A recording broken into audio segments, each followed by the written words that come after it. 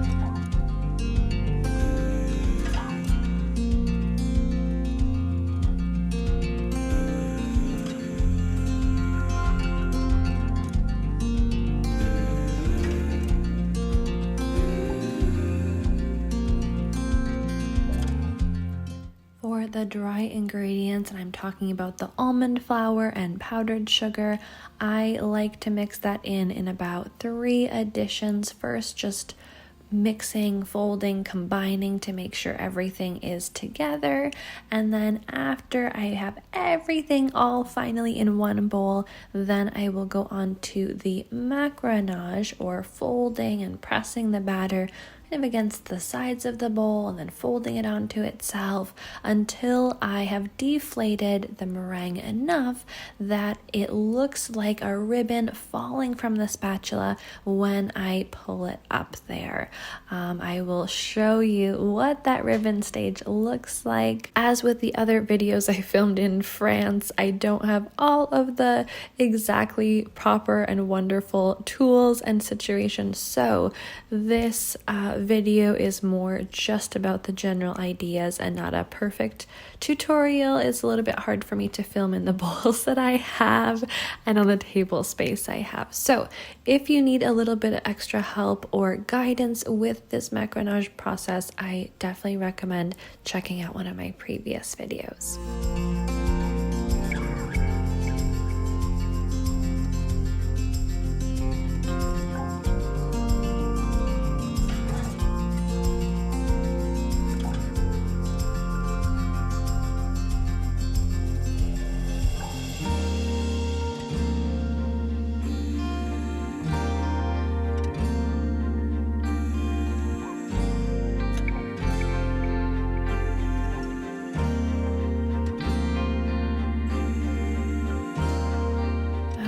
You can see that beautiful ribbon stage here, and after I have this achieved, I'll transfer all my batter to my piping bag with my piping tip.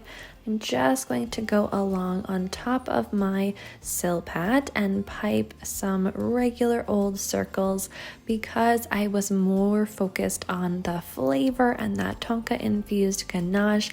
I didn't really want to do anything fancy or elaborate with these shells. So after I get these shells piped, I'll tap the bottom of the tray, let them rest until a skin forms, bake them, and then I'm just going to decorate them really simply with some gold luster dust.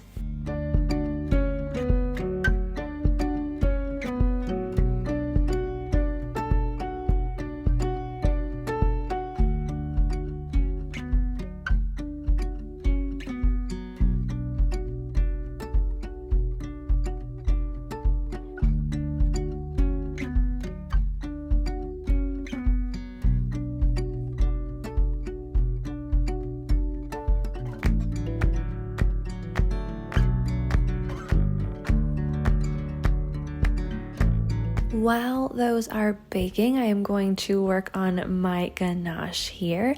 As I mentioned, I have those Tonka beans, and usually I would grate them like you would nutmeg into the cream to infuse. I don't have a grater here in France, so I just used a knife to shave off some little bits, and then I'm using a strainer here after the cream has infused for a while to pour it over my milk and dark chocolate as well as the honey and salt. After I get this thoroughly combined, I will add in my butter and then continue to mix again before letting this cool completely at room temperature before I can pipe my macarons.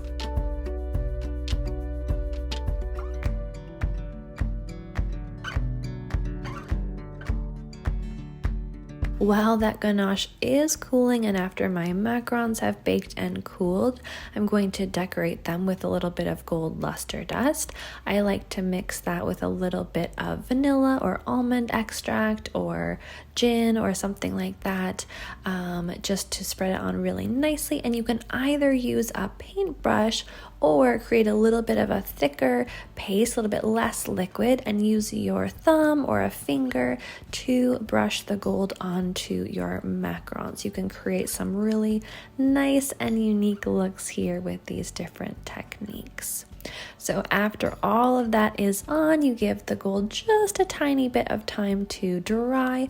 I'm going to pipe the ganache into my macarons, and I also decided to mix some of the ganache into my Swiss meringue buttercream. I will leave that recipe down below. So I have the Tonka chocolate ganache buttercream and then just the straight up ganache on the inside.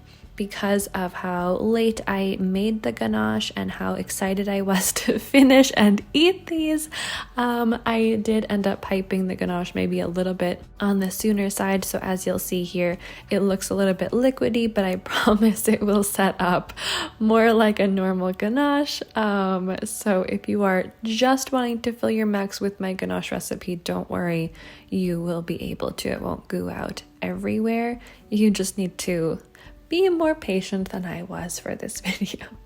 After sandwiching these macarons, all they need is that 24-hour or more rest in the refrigerator or freezer before they will be fully matured and you can dive into them.